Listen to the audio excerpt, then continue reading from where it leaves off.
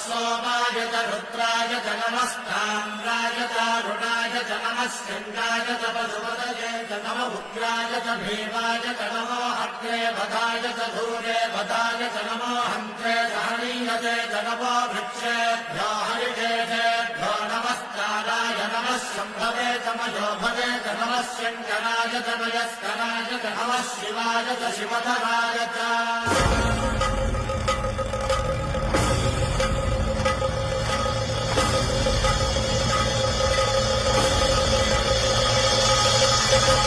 अंड ब्रह्मांड कोटि